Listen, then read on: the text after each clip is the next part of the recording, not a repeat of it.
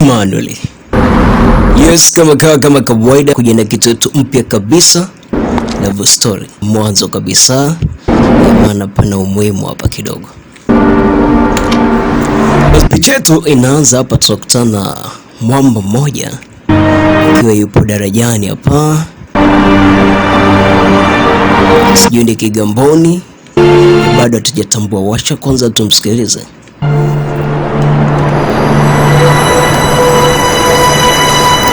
Mwamba akiwa hapa alikuwa ameangalia picha ya mwanamke mmoja ambaye amemsave katika simu yake, ameweka kama wallpaper. Mbele pale anaona simu, ikabidi achukue na kuweza kupiga simu. 생명의 전화입니다. Oh, habari, hii ni lifetime operator. Kwa vipi naweza nikakusaidia kitu? 여보세요? Hello? 괜찮습니다. Tafadhali naomba uongee, ni muhimu.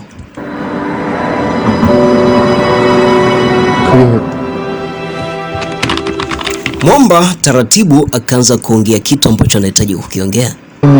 Anasema nilikuwa na mwanamke ambaye yupo katikati ya umri wa miaka 20 mpaka 30.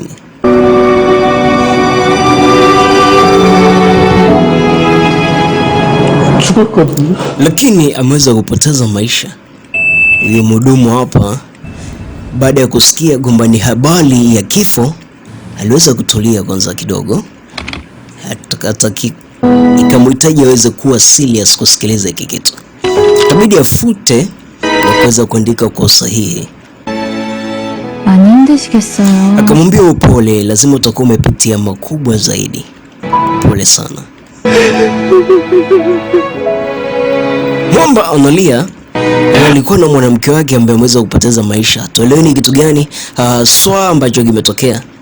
Tena Mwamba akasema, kama mimi nikijitupa hapa nitaweza kwenda kuonana naye hata huko kama ndo peponi huko. Kwa sababu nina kitu cha msingi ambacho ninahitaji kumwelekeza mimi. 제가 전해드릴게요. Bibi alimwambia mimi naweza nikamwambia. Mwamba akasema unasemaje? Akasema mimi nitaweza kumwambia. Kwa tafadhali niambie tu ni kitu gani unataka kumwambia na mimi nitamjuza. Yes sir. 제가 꼭 전해드릴게요.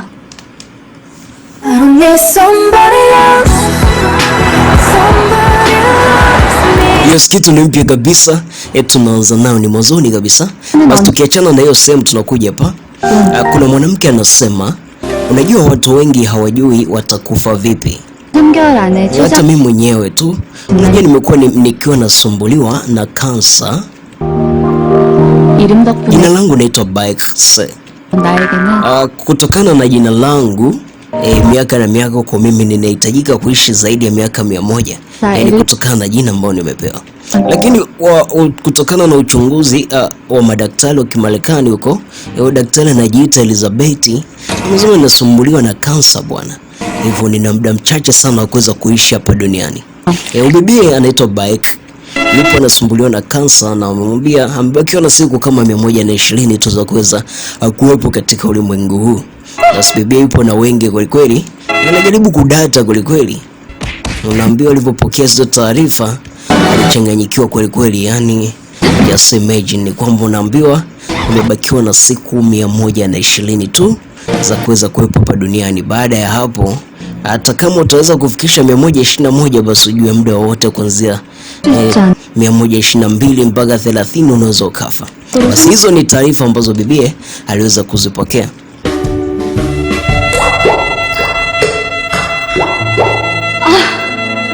Bibie kila kijaribu kupiga hesabu siku zinashuka tu. Sasa aelewi afanye kitu gani cha msingi kwa ajili ya kuweza kuto kujutia hizo siku zake 120 ambazo zimebakia. Anakwambia hatua ya 5 ikabidi tu niweze kukubaliana na ukweli kwamba it's okay, nitakufa okay, hakuna shida, so wacha niaishi maisha haya 120 yaliyobakia. Mwanzo ni kwamba tena sasa hivi ameshapoteza siku kadha wa kadha, anakuwa kama amebakiwa na siku kama 89.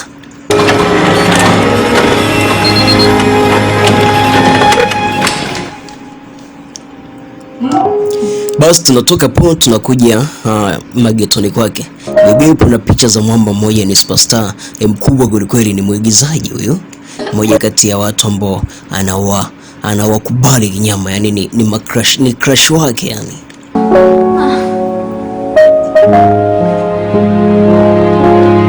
Nikisema crush nafikiri mnakuwa mnaelewa ni kitu gani ninakizungumzia. Yaza moja kati ya kitu mpya fupi fulani hivi afu tamu kinyama. Unatakiwa kutulia tu hapa kati tuicheki movie yetu. 저는 멜로의 황태자 지서로 씨의 광고 촬영. Basi ikiwa hapo TV yake ilikuwa iko on, huwa kuna kipindi alikuwa anakiweka, so kuna interview ambayo alikuwa anaisubiria. Huyu ni mwamba ambaye anamkubali kinyama kama nilivyokuambia.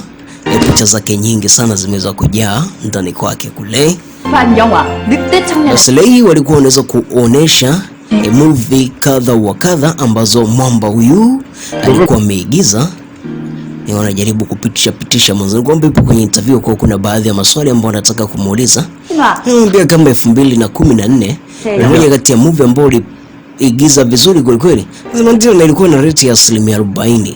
Kama ukapewa na jina nickname Jimelo. Basi walikuwa mwandishi wa habari walikuwa wanajaribu kumhoji, wanasema maswali kaza. Mwamba anamuita Jisoo. Sasa tunashukuru sana kukoza kuja hapa, ni furaha yetu kubwa. Tunahitaji kujua nini siri ya maisha yako. 시청자분들 그리고 관객분들께서 lazima ni kitu ambacho ninashukuru au kitu ambacho kinanifanya mimi niweze kukua na kuendelea. Kwa mashabiki wangu wanapenda kazi zangu na kuzifuatilia. Kwa nafikiri ni moja kati ya vitu ambavyo vinanifanya niweze kuwa mtu mzuri. 지서로 씨가 대한민국 여성들이 뽑은 치명적인 매력의 남자 1위, 치매남 1위에 등극하셨어요. 그럼 지서로 씨. Nikamwambia vipi na vipi mwanamke wa ndoto zako unahitaji aweje? 이런 불규칙한 제 생활을 이해. Nasema mwanamke wangu nataka mwanamke ambaye anaweza kaelewa kwamba mimi ninafanya kazi aina gani. Yakubaliane na kazi ambayo nafanya, yani kazi simzingue sana mpaka kaona kama mimi sio mwaminifu. Yani kwa kifupi anahitaji mwanamke ambaye aweze kutambua kwamba yeye ni superstar. So as superstar anapendwa na kila mtu, so wivu uwe wa chini kidogo. 까지는 제가 일이 너무 좋아서. Akamwambia vipi una date, kuna mwanamke yote ambaye upo naye? Akamwambia kwa wakati huu niko busy sana na baadhi ya mambo ya movie. Ninapenda sana kazi yangu kwa niko nimefocus sana katika kazi. Bado sijaweza kupata mchumba. Huyu ni mwigizaji ambaye bibi anamkubali kinyama.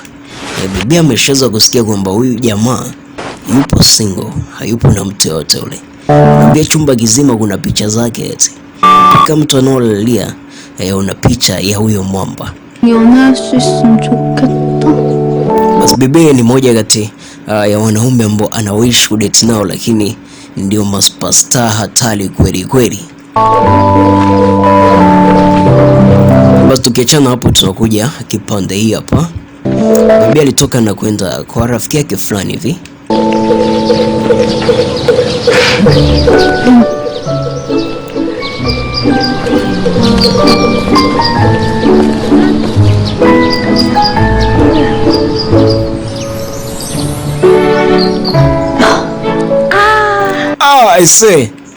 Aise ni bonge moja la chai nimeikubali kinyama yani. Natamani hata zipo ingekuwa umeweza kutumia hiki kitu ingekuwa ni nzuri kwake. Nasikia nafikiri umeshaweza kuchukua pesa zako kadha. Mimi ndio nimepata, lakini siko na idea yote ya kuweza kutumia. Nihitaji hata kutoka out na Jisoo kidogo, labda ningeweza kutumia na hizo pesa. Sasa una dola kama milioni 3 hivi. Ni pesa nyingi kweli eti. Alafu ndio kupotezea kwa huyo mpuuzi. Sema si nitamuomba hata kwa masaa 3 tu, ni pesa nyingi eti. Kweli atakataa? Bibi ni wa kipuuzi kweli, aende kutumia mamilioni ya pesa kwa ajili ya kutoka out na mwanaume tu mmoja eti kwa sababu tu anamkubali kinamna hiyo. Si aweze kunitumia hata azipo buku 5 hapo. Nimetafsiri hata movie yake. Kwa hiyo anajaribu kupiga story. Bibi kuna pesa nyingi sana ambayo ameipata. Mwanzo ni kwamba anaenda kupoteza maisha, so anataka kuspend hizo pesa. Lakini moja kati ya ndoto yake kubwa ilikuwa ni kuweza kudate na mwanamume ambaye anamuita Jisoo. Jisoo ni moja kati ya kijana ambaye ni superstar sana hapo Korea na ni mwigizaji na anapendwa kweli na bibi. Sasa atampata vipi? Hiyo ndio kipengele. Basi bibi kabidi atoke zake aende kule. Jaribu kufanya utaratibu wa kupiga hesabu aweze kufanya kitu gani kwa ajili ya kuweza kutumia hizo pesa. Date na huyo Jisoo kama anavyohitaji Wafanya utaratibu ambao upo sahihi na hizo pesa. Basi hayo yote alikuwa ni mawazo yake. Moja kati ya kitu bomba kinyama hawezi kujutia kuitazama. Bibi akilala hadi anamuota huyo mwamba. 네, 닮은 놈이라도 찾아야 돼. Sasa bibi alikuja na wakili mmoja hivi. Aliona moja kwa moja hatakuwa na uwezo wa kuweza kudate na huyu mwamba ambaye anamuita Jisoo. Hivyo basi aliingia kwenye mtandao na kuweza kutengeneza mkataba na kuweza kutafuta mtu ambaye atakuwa anaweza kufanania na huyu mwamba anayemuita Jisoo na aweze kudate naye. Yes, moja kati ya kitu bomba kweli kweli, yani sio kitu ya kuikosa. Basi bibi aliingia kwenye internet na kuweza kutengeneza huo mkataba, yani kitu hii. Kwa mfano unahitaji kudate na Hemedi. Sasa Hemedi ni superstar mkubwa kinyama, so huwezi kumpata hata kwa dawa. Nimetolea mfano, so superstar hivyo. Kwa hiyo sasa bibi kitu alichokifanya ni kwamba sasa atafute watu ambao wanaelekeana at least na Hemedi, so adate nao ili aweze kujiridhisha moyo wake kwamba hisi naye kidogo ametoka na Hemedi. Kwa bibi aliweza kuandika hapo na kuweza kusubiria sasa kuangalia majibu yatakuwaje. Na bibi akisema ni upuuzi kweli kweli.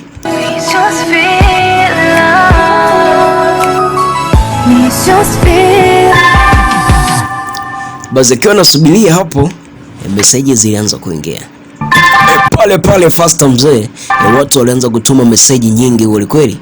Aliweka dau ndefu kweli kweli, yani atakayefanana na huyo mwamba anayemuita Jisoo atadate na ubibie. Waliweza kutoa location ni sehemu gani ili aweze kuhakikisha kweli huyo mwamba ambaye anaweza kufanana na huyo Jisoo ataweza kutokea. Basi sehemu yenyewe ndio ilikuwa kama hapa. Basi walikuja wote ambao waliweza kuomba hapo. Basi kila mtu aliweza kuangalia kama ana uwezo kuigiza na kuweza kuact kama huyo mwanamke ambaye anaamini huyo mwanaume ambaye anahitaji yeye afananie naye. Huyo mwenyewe ni Jisoo.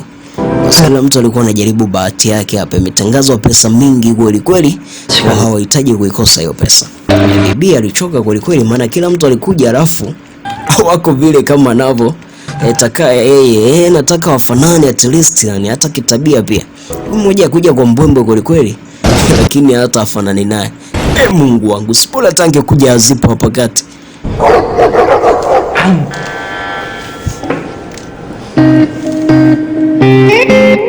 Basi kila mtu alikuja kwa ajili ya kuweza kujaribu bahati yake hapa.